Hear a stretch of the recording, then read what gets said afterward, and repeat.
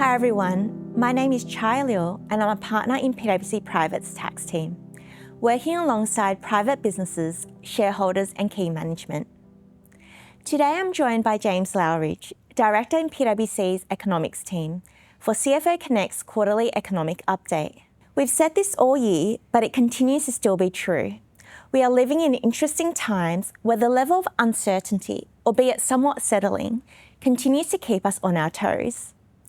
This quarter, there's been a number of global and local developments that has impacted the Australian economy. James, to kick off, the RBA held the cash rate at 3.6% at the start of the month. Where does the RBA stand right now, and what does this mean for businesses? Well, thanks for the intro, Chai. It's always great to be here. So you're right, rates were held and the governor said no other options were on the table. So the focus was just on framing the decision and on writing the forward guidance. The board sees the current stance as close to neutral, maybe marginally tight, after the upside surprise in inflation we saw in September. So going forward, the RBA forecasts pencil in just one more rate cut in this easing cycle, but even then they push back on this as a certainty. The markets, now they price in only one cut to around 3.3%, and that's not until mid-2026.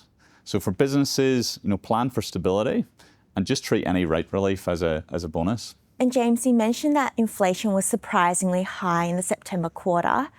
You've talked about stickiness with us before, so just how sticky is inflation and how's capacity and the labour market shaping the economic outlook? Well, core inflation's been revised up, so the trimmed mean, it's now expected to average about 3.2% through Q1 2026 and land at 2.6% by the end of 2027. That's a slower return to target. At the same time, demand's rebalancing. So we're seeing private demand starting to firm as public demand cools off. The labour market, it's softened, but remains pretty tight. Unemployment projected at 4.4% through 2027. But I would flag some risk, I think, of an uptick in the near term. On the cost side, labour costs are rising at roughly 5%, while services and new dwelling costs remain pretty sticky. But some firms do appear in the data to be starting to rebuild margins after earlier compression. So takeaways for business, be disciplined on your pricing, pass through costs where you can, and lean into productivity. Think process improvements, digital automation, all those things to help offset elevated labour and input costs. So the ABS are moving to a comprehensive monthly CPI reporting soon instead of the current quarterly frequency. How should we interpret this change and what should businesses watch most closely for in these new figures? Yeah, you're right. So monthly CPI prints, they start next Wednesday. But the RBA will keep emphasising the quarterly trim mean data for about 18 months. Right. And that's to maintain some consistency in their decision making. Personally, I'll be watching services price momentum, which has been stickier than goods historically, and labour market signals. So think things like job ads, underemployment, vacancies. And lastly, and critically, whether private demand sustains as public activity cools off. So for businesses, look through the short-term noise in the new data. It's going to behave differently, be pretty noisy at first. And the 3-month averages, for example, they're not going to neatly match the quarterly data, or definitely not at the outset. And if we turn to global developments now, James, so US government shutdown, we've talked about China before. What are you keeping an eye on? Well, globally, we've likely dodged kind of worst case outcomes since trade policies were upended earlier this year. I quite like the IMF's tagline for their latest outlook. Prospects remain dim, and that feels about right. Global growth set to come in around 3.2% this year, about 0.2 percentage points below our long-run average. Now, 0.2% might sound trivial, but it's roughly $250 billion US of activity that won't happen. And you can see that on the ground. So looking at PwC's Global Family Business Survey, back in 2023, we had 3.5% global economic growth, while 43% of family businesses reported double-digit sales growth. However, our just released 2025 Global Family Business Survey, it shows that only 25% now of family businesses reported double-digit sales growth in the last 12 months. So growth impacts revenue.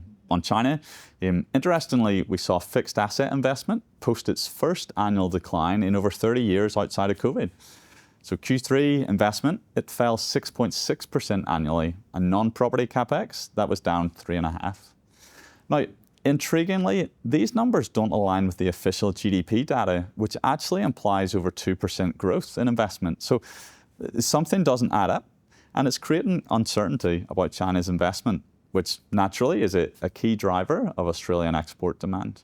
And James, so looking ahead, what's the interest rate path from here and what could actually shift it? Well, my baseline is a hold for the foreseeable future. Further easing wasn't considered at the last meeting, and I don't think it will be unless labour markets materially weaken. Right.